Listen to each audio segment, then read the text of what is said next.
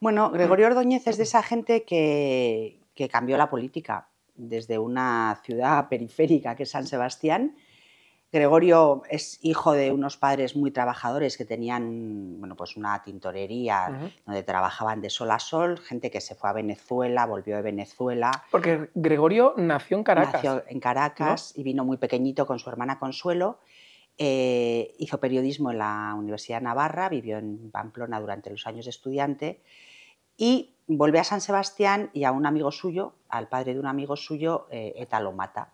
Y entonces Gregorio, que era un hombre muy vehemente, muy cívico, muy concienciado, decide que esto no puede pasar. Bueno, ya vivía rodeado de asesinatos, pero ya cuando le toca dice, no puede ser. O sea, esto hay que intentar cambiarlo. Y entonces él entra en política en el ayuntamiento en el año 83, una cosa así.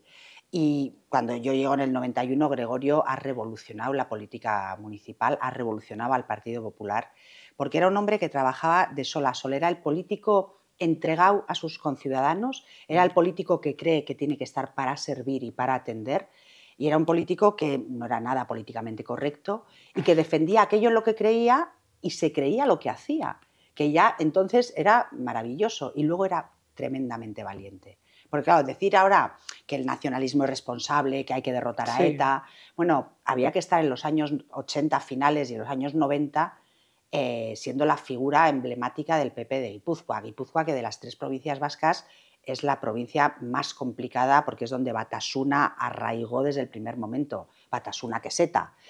Y Gregorio, sin embargo, era un hombre enormemente, bueno, pues implicado y consiguió ejercer un liderazgo que movilizó a mucha gente, consiguió que muchos nos quitáramos el miedo. Y era un hombre muy de la calle, además, no era nada, o sea, no era nada pretencioso ni nada. Y llevaba, me contaste alguna vez que teníais ese pique, Gregorio y tú, de a ver quién llegaba antes al despacho, ¿no? Que llegaba a primerísima hora. Era una locura. Era primer teniente alcalde, presidente del PP de Guipúzcoa y portavoz del PP del País Vasco bajo la presidencia de Jaime Mayor, que poco se habla de ese duelo de titanes. Luego te iba a preguntar, Eso era un duelo de titanes, porque claro, Jaime era el presidente a nivel regional y el portavoz era Gregorio, que es que son figuras antagónicas, pero bueno, muy complementarias. Y entonces cuando yo empiezo a trabajar en el año 91, le pregunto a Elena, ¿a qué hora vengo? Porque claro, me dice, bueno, pues no sé, pues para las 9. Y yo, que también soy un poco agobiada, primer día, 8:30. 8:30, por supuesto, Gregorio ya estaba. Llevaba ya 3 cafés. Pero vamos, no tomaba café encima, cosa que no puedo entender. Y la mesa de papeles, porque claro, en aquella época, teníamos fax. Y yo tenía máquina de escribir, de las de clac, clac, clac, ¿sabes? Ni siquiera las eléctricas, ¿eh? Y ya para entonces me había hecho declaraciones para tema municipal, para tema regional, para tema de política nacional. Bueno, ya había hecho 250.000 declaraciones que me dejaba encima de la mesa y me hace gracia porque siempre me ponía un post-it gracias, que es una tontería, pero bueno, demuestra mucho también. Mucho, de verdad, que en cada papel que me dejaba, que podía haber 40 papeles encima de la mesa para diferentes cosas, y llama a fulano, ponte con mengano, porque yo ya llevaba un tiempo yendo para conocer cómo funcionaba. Siempre me ponía gracias. Y de esas cosas, bueno, pues no te olvidas. Y bueno, yo terminé llegando a las 7:30 de la mañana y Gregorio llegaba a las 7. Bueno, los ordenanzas, los bedeles del ayuntamiento, que no eran del PP, bueno, terminaron siendo del PP, porque para ellos que el primer teniente alcalde llegara antes que el bedel y encendiera las luces del ayuntamiento demostraba que Gregorio era un tipo en el que podías confiar. ¿Sabes? O sea, al final la gente trascendía las siglas porque le veían tan coherente, tan honesto, tan de verdad, porque además es que decía las cosas como había que decirlas, que claro, le matan porque hubiera sido alcalde de San Sebastián. Eso te iba a preguntar, ¿no? O sea, la revolución electoral que supone eso para el Partido Popular y para una opción política tan perseguida fue brutal, o sea, estuvo a punto de ser alcalde. Claro, es que en las europeas del año 94, la fuerza más votada en San Sebastián es el PP. Es verdad que son unas municipales, pero claro, eso marcaba una tendencia que los demás partidos no podían soportar, y ETA no podía soportar, porque ETA son malos, pero son muy listos. Sí, entonces, claro. ETA sabía que si en el año 95 la alcaldía de San Sebastián recaía en la figura de Gregorio Ordóñez, la política nacional hubiera cambiado, porque ya veíamos que también iba a llegar al PP, al gobierno central, y tener un alcalde en San Sebastián de verdad, hubiera sido, yo creo que, bueno, el punto para que toda la política cambiara. Entonces no podían soportarlo. ¿Estaba ya O'Donnell Orza de portavoz del PSOE o no? Claro, estaba O'Donnell Orza de alcalde. Que luego fue alcalde. Ah, ya era alcalde. Ya era alcalde porque en el año 91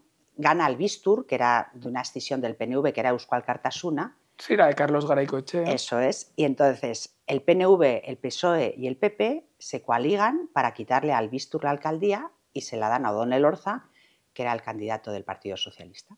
¿Cómo se llevaba con sus compañeros en el ayuntamiento? Muy regular, porque claro, es que partiendo de que yo, vamos, creo que Gregorio era el mejor de los tres, pero era una coalición muy complicada. O sea, Anchón Marquet, O'Donnell Orza y Gregorio Ordóñez, aquello era un cóctel muy complicado de llevar. Y además, intentar llevar tú a Gregorio por donde tú quieres era tarea imposible. Y claro, O'Donnell Orza se volvía loco, porque Gregorio es indomable. O sea, no hay nada que hacer. Y además era mucho más conocido que O'Donnell. Bueno, pues era una persona que valía mucho más que O'Donnell Orza, las cosas como son. Pero vamos, que Gregorio no se lo puso fácil tampoco, ¿eh? Y hablabas antes de la relación con Jaime Mayor Oreja. ¿Qué tal eso? Bueno, claro. Intenso. Intenso, porque claro, Gregorio no atendía a razones. O sea, Gregorio creía que tenía que decir una cosa y la decía. Bueno, Jaime también, ¿eh? Y claro, pero sí. Jaime era el presidente. Entonces, sí. Mira, ya empezábamos con el pique de que la persona que estaba con Jaime, que es Miren Aguirre, que es una mujer extraordinaria, llamaba por teléfono al ayuntamiento y claro, me ponía yo. Que se ponga Gregorio. Decía, no, ha llamado Jaime, que se ponga Jaime, que Gregorio está muy ocupado, no puede perder el tiempo. Entonces nos pasábamos, que Miren y yo, que nos llevamos de cine, 5 minutos a ver quién se tenía que poner. Y al final me decía, Miren, oye, que es que Jaime es el presidente del partido. Y a mí me da igual. Porque yo entonces tampoco tenía muy claro cómo era la jerarquía. Entonces, se llevaban bien porque se respetaban mutuamente, porque cada uno sabía hasta dónde podía llegar y además entendían muy bien la utilidad de cada uno de los dos. Es decir, Gregorio admiraba mucho la estrategia de Jaime, su sosiego, su capacidad, su liderazgo político. Y Jaime admiraba mucho la valentía, pues en la fuerza. La fuerza natural en la calle, ¿no? Y entonces, bueno, sabían que se necesitaban mutuamente y que se complementaban muy bien.